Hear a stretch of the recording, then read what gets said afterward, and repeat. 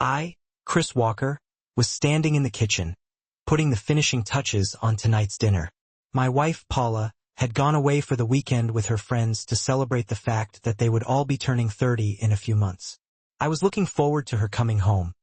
We had been married for 5 years, and this was her last big event before we started the next leg of our journey, having children. Everything was planned. We had just moved into our new house a few years ago. The house was old, but I had done a lot of work to get it up to code because of its poor condition when we bought it. We got a good deal, and I did most of the work myself, managing to save most of the materials. This meant we had a surprising amount of money in the house. Paula and I were an ordinary couple. We met on a warm summer afternoon at her brother's backyard party. She was 22 and I was 23, but her birthday was actually in September, and mine was in April. Neither of us had gone to college. I worked as a truck driver for a local transportation company, and she worked for a local bank. Neither of us were going to become millionaires, but as a couple we felt very comfortable. We were married 2 years after we met, and our marriage was strong. However, in the last few months, the relationship had been a little strained as Paula worried about the responsibilities of motherhood. It didn't help that a couple of her friends were single and living it up. One of them, in particular, annoyed me. Steph was a typical party girl. Every time we saw her, she was with another man. One day, I asked her what she wanted to do, and she said, "I want to be a..." I guessed that she had succeeded. I heard Paula's car pull up to the house and checked the timer on the oven. The lasagna should be ready in 10 minutes. The red wine was already open and breathing, the garlic bread was toasted and cooling, and the salad was in the refrigerator, ready to serve. When I turned around, Paula was walking through the door, and I knew immediately she had cheated on me. How did I know? There was a smug smirk on her face. The fire in her eyes said, "I did it, and there's nothing you can do about it." And the swagger in her gait said, "You'll never know." I stood still, and she looked me in the eyes, instantly realizing that I had figured it out. She quickly looked away from my gaze, then dropped her bag and ran up to me with her words, "Oh, Chris, I need you so badly. Take me." I dodged her lunge with a deft sideways maneuver and replied, "No, thank you. I'm fine." Her face turned into a mask. She didn't know what to do. "I'm Paula Walker, and I'm about to turn 30. I'm ready to be a mother." The decision to become a parent was almost unconscious about 6 months ago. My husband, Chris, and I made love. It was slow and gentle, and for some reason, I whispered in his ear, "Oh my God, I forgot to take my pill this morning." His reaction surprised me. The slow caresses stopped, and he became almost animalistic. The only words that can describe what we were doing were arousal and our mutual ecstasy, which was mind-blowing. When we both came to our senses, I started rubbing his chest hair and said, "Judging by this performance, would anyone want to be a dad?" About 2 years ago, I broached the subject of children, and Chris blew me off. He had a lot of housework to do at the time, and he was right when he said the house was not suitable for a baby and probably dangerous for younger kids, so I didn't pursue the topic. This time, it looked like I had an open door. Chris smiled. "Did you really forget to take your pill this morning?" I laughed. "You know I didn't, but my body told me to say so. I wanted a baby." "No, that's wrong. I want your baby, and my body wanted to know your reaction. And I've always been a bit of a stickler for order, so we started planning. One of the key points for me was to pick a time for the baby to be one of the oldest in the class. Yes, I've read all the research, and having the child be the oldest in the class helps. So the plan was to go off the pill after 4 months. It wasn't until I told the girls that we were thinking about starting our family that I realized the enormity of what I was doing. I was the quietest one in the group. All of my friends, especially Steph, had boyfriends in high school. And since they came and went in an endless line, Steph especially felt it was her duty to have sex with as many men as possible. I, on the other hand, was a good girl. I took care of myself until my wedding day.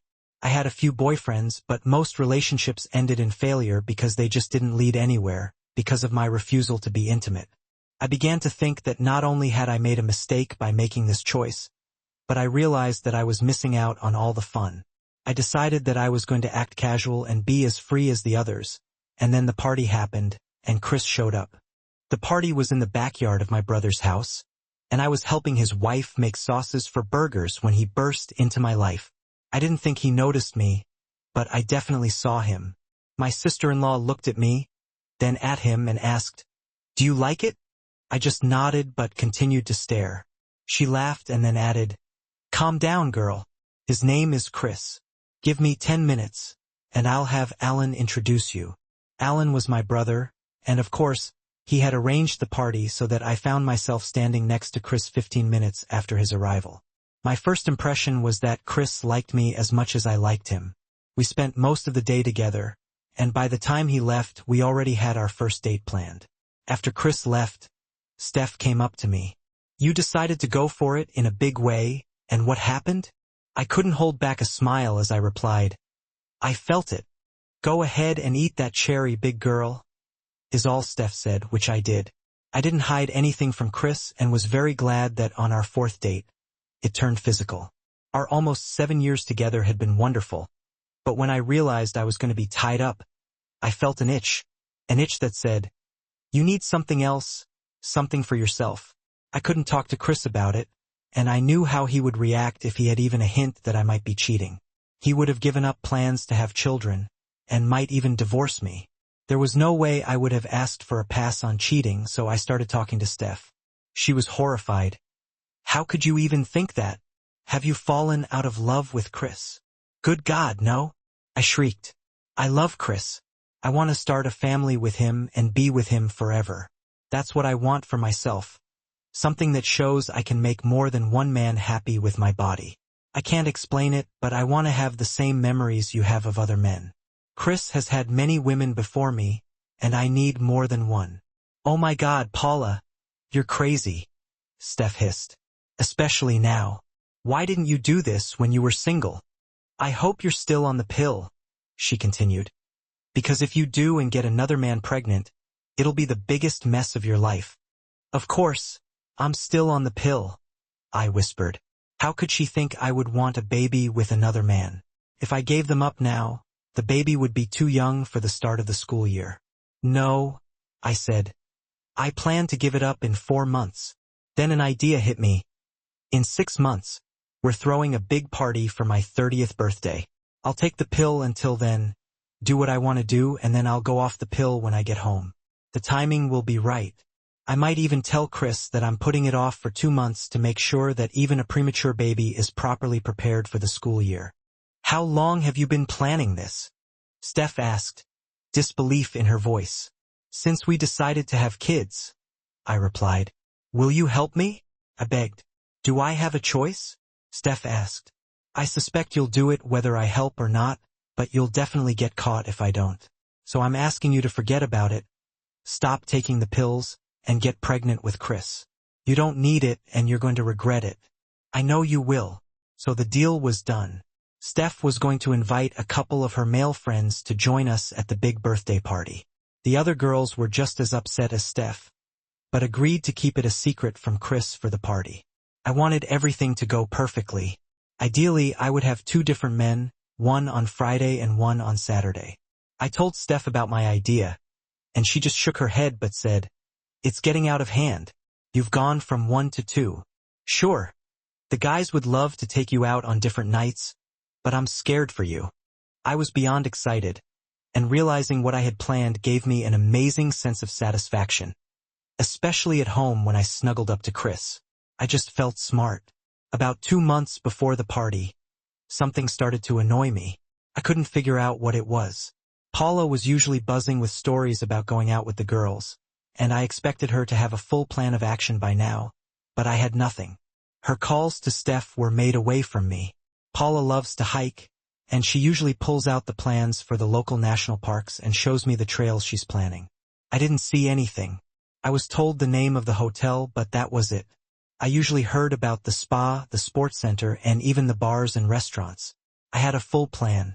I was also concerned about other things in our lives, most notably Paula's decision not to go off birth control until after the party. Paula had a planning frenzy.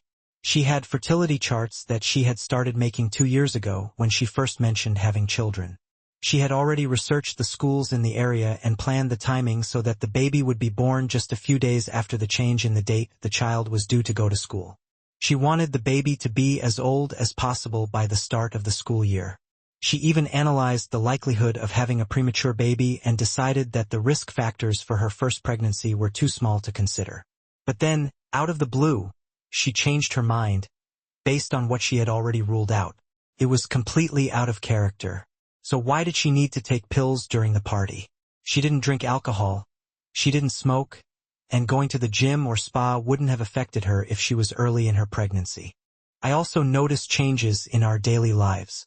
Our sex life changed in ways that I couldn't pinpoint, but it definitely felt different. Like she was thinking about something when we were making love, or when we were just having fun. Her attitude changed too.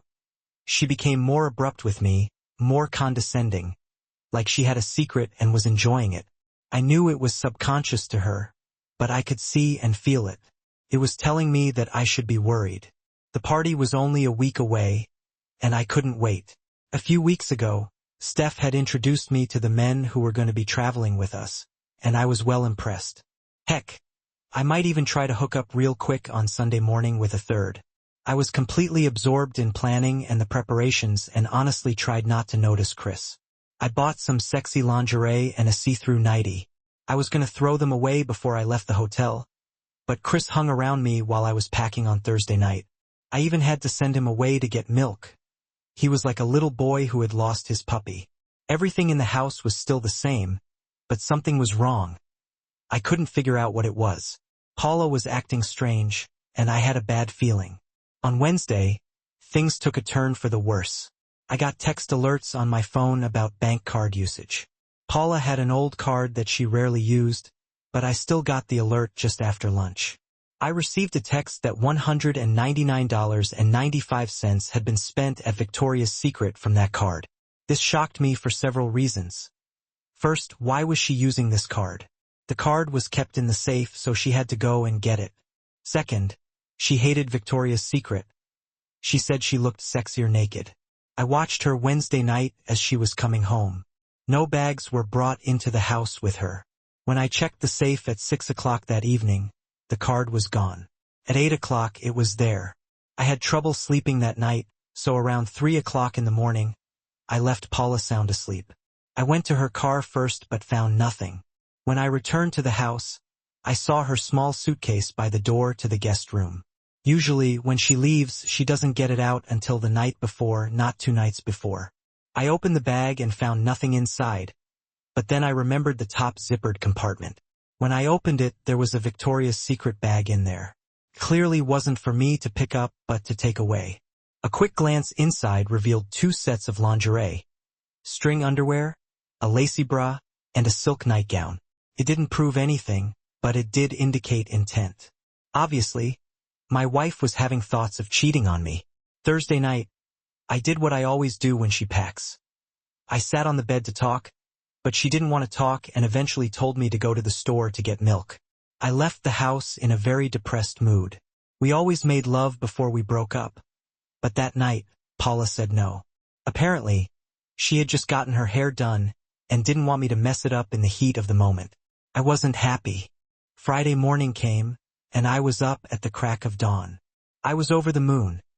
This weekend was my last hurrah, and I was going to get serious about the baby next week. I was drinking my morning coffee when Chris walked into the kitchen. He looked awful. I asked, "What's wrong? You look like you haven't slept a wink all night." Chris picked up the coffee pot and poured himself a cup of black coffee, and then did something unusual for himself. He stirred the sugar in it before answering. "No, I had a terrible night. I have a terrible feeling that life is about to collapse into the abyss." I didn't really listen to what he was saying. I just nodded and said, "Well, try to get some rest. You know what's going to start next week." I gave him a sexy smile and winked, quickly glancing at my watch. I jumped up and added, "I got to go. I'm leaving work at noon. I'll drop Steph off, and Karen will go with Megan." Chris nodded and then asked, "Why are you taking 2 cars? Surely you can fit in one." I hadn't thought of that. We needed 2 cars since there were 8 of us, 4 girls and 4 men, but I couldn't tell Chris that. I was pleased with my quick answer. Karen needs to stop by her aunt's house on the way home, so she needs her own car. I gave Chris a quick kiss on the cheek and ran out before he could ask any more questions, especially since Karen's aunt died 2 years ago. I just hope he's forgotten. The drive to work in the afternoon flew by like a blink of an eye. At noon, I got a text message on my phone from Steph, saying that she and 2 guys were waiting for me at the agreed-upon location. We chose a secluded park for the meeting, so no one would see the men. They got into my car and Karen was also in the park, and we convoyed to the hotel, where we arrived around 2 o'clock in the afternoon. My timeless vacation had begun, and I was going to make the most of it. As I walked down the stairs, the weight of a million broken dreams rested on my shoulders. Paula drank her coffee with a grin, or was it a smirk, on her face. She looked at me and asked, "What's wrong? You look like you haven't slept a wink all night." She was right. I hadn't slept, and she was the reason. I answered cryptically to see if she realized it. "No, I had a terrible night. I have this horrible feeling that life is about to fall off a cliff." This was beyond her comprehension, and then she replied, "Well, try to get some rest. You know what's going to start next week." I felt even worse. If she was going to do what I assumed she was going to do, did she think we were going to have children next week? If she did that to me, to us, we would be divorced next week. An attempt at a sexy smile and a wink failed, but she ran out of the house again, smacking me on the cheek as if to say, "I'm not interested in you. I have better things to do." I sat down at the table and took one sip of my coffee. Why did I put sugar in it? I poured it out and poured a new one without sugar. This option came in handy. My next thought was to catch up with the 2 cars, but that didn't make sense. Why did the mention of Karen going to her aunt's house sound forced?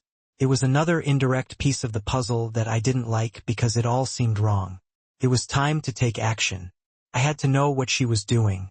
I called a friend, Dave, who worked as an investigator at a law firm, was on the other end of the line. After a few opening sentences, I asked Dave, "I need to find out what a person does for a living. How do I go about doing that?" Dave's voice went from friendly to businesslike. "Who is this person, and what do you think they do?" I didn't want to initiate Dave into my personal life, so I asked, "Why is that important?" "Because there are different ways to explore it. So, I need to know what the goal is before I can advise you on anything."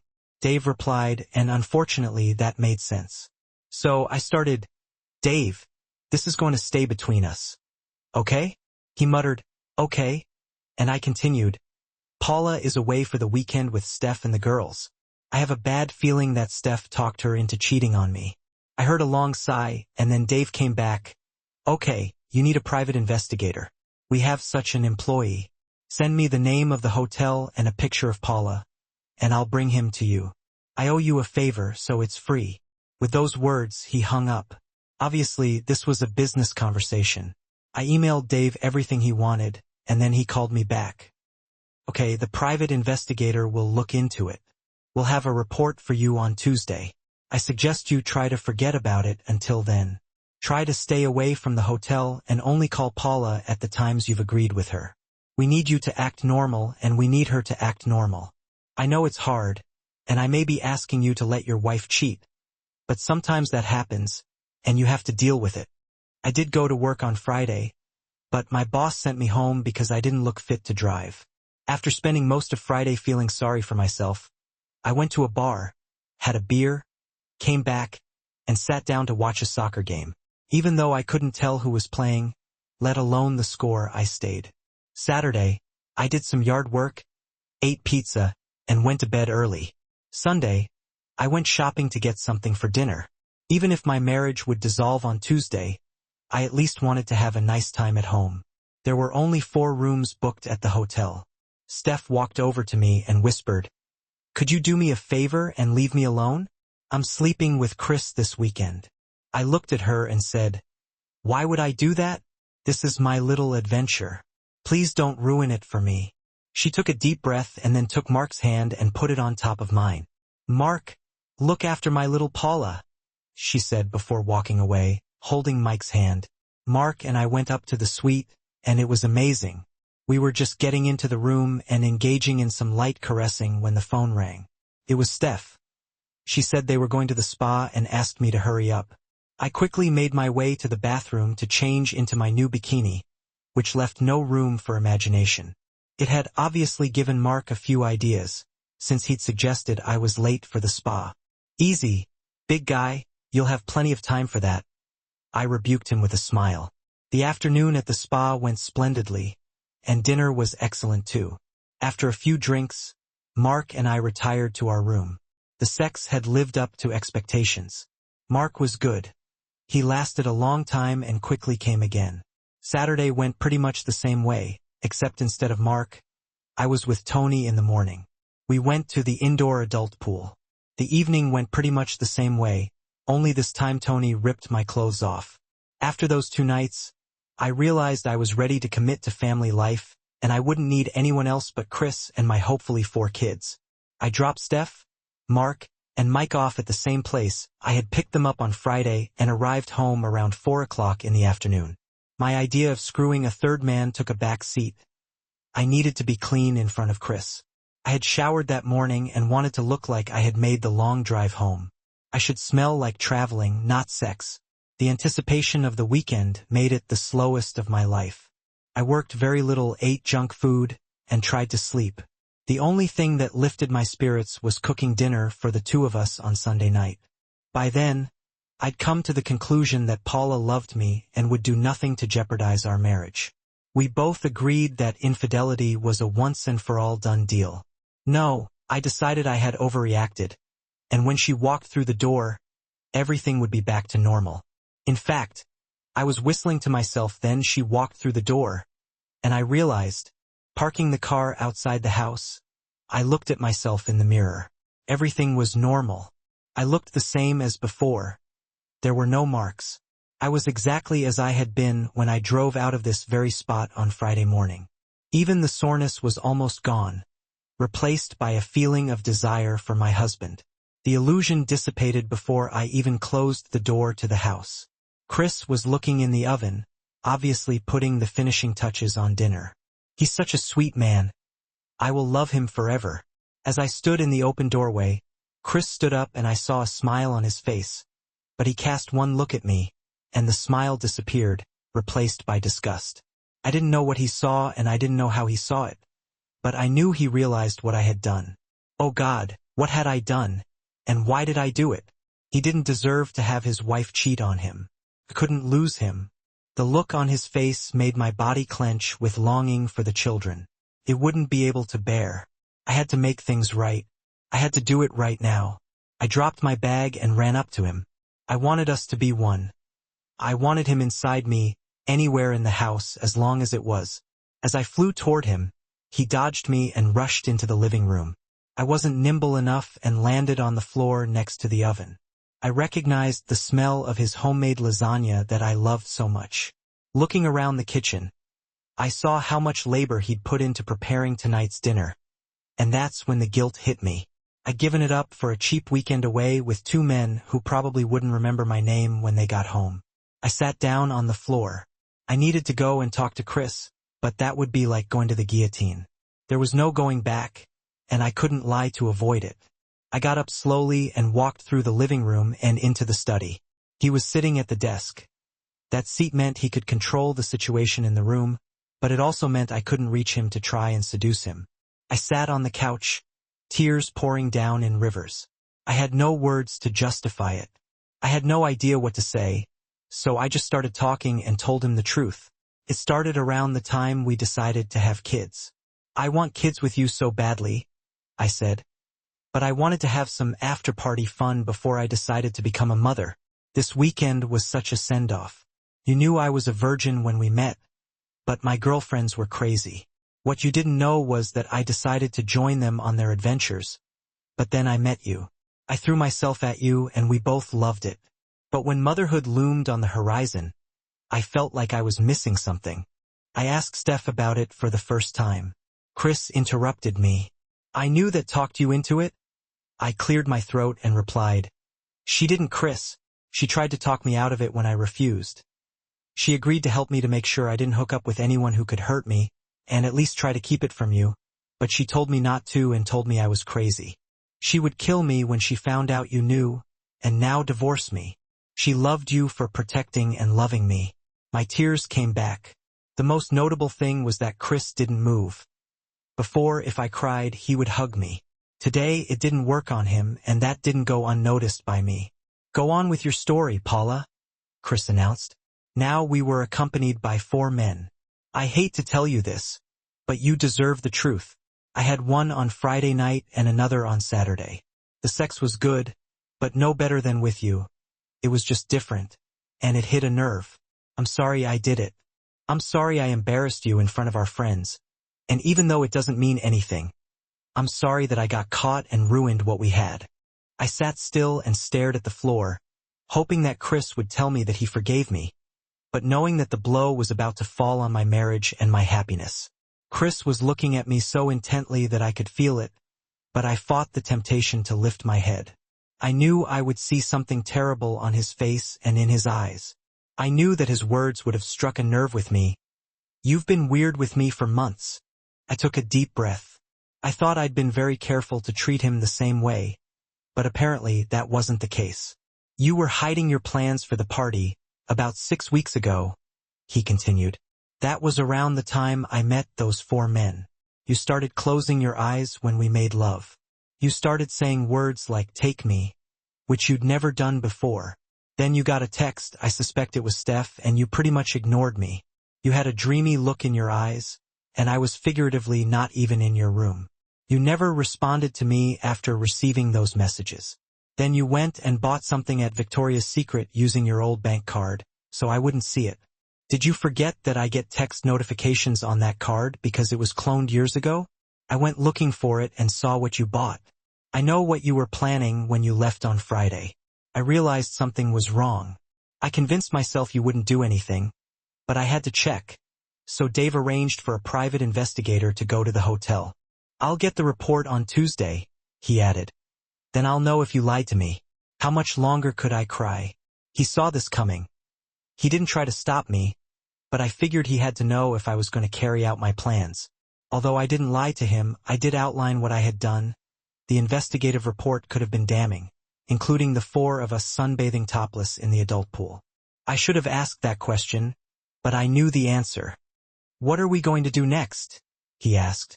You know it's over between us, since your parents are still alive. I think you should go to them. I'll stay here because it's the only roof over my head that I have. I'll have Dave send a lawyer to draw up the divorce papers, and we can sign them. We'll sell the house and split everything equally if you agree not to fight it.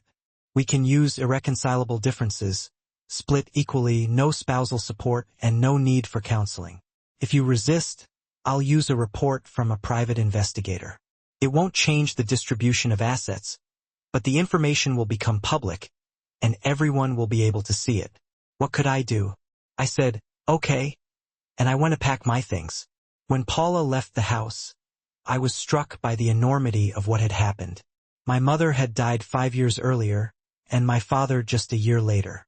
I was the only child in the family, so I had no family.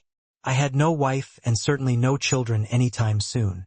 Add to that the fact that in 6 weeks the house would be sold, and I would have no roof over my head. I cried. I mourned for all that I had lost because my wife was itching to go. I sat in the car and looked at the house that used to be my home. At that moment, I had no tears left. When I arrived at my parents' house, they were starting over, but there would be even less sympathy in their home if that was possible. As I left, I called Steph. Steph knew. I sobbed into the phone, tears streaming down my cheeks again.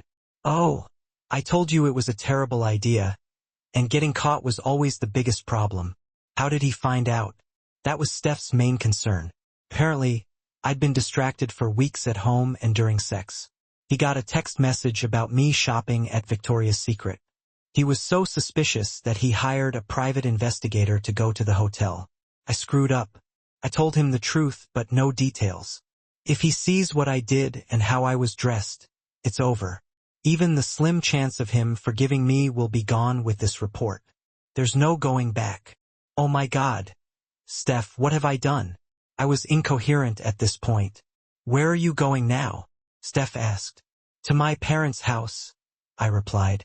They won't let you stay, you know that, Steph said, stating the obvious. You'll have to come to me when they tell you to leave. My parents had no sympathy for me. I chose my own fate and they told me to accept it. I moved in with Steph and began to put my life back together the way it used to be. Afterward, Chris sent a copy of the investigation report along with the divorce papers. Paula and Chris never spoke again. Paula did not contest the divorce, and the judgment was finalized within 10 weeks. It was finalized 3 months later, as soon as the house was sold. Chris left town. The last Paula had heard of him was that he was working as a long-distance truck driver and had left California. She had no way of contacting him. Paula lived with Steph for a few weeks before getting her own apartment. The itch that had caused her to reject marriage was gone, and never returned.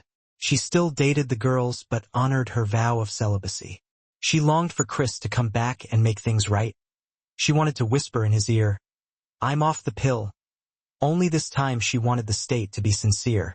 She knew deep down that it would never happen, and that she would never be with Chris again. She was saving herself for her husband now, and if he wasn't around, she would have no one.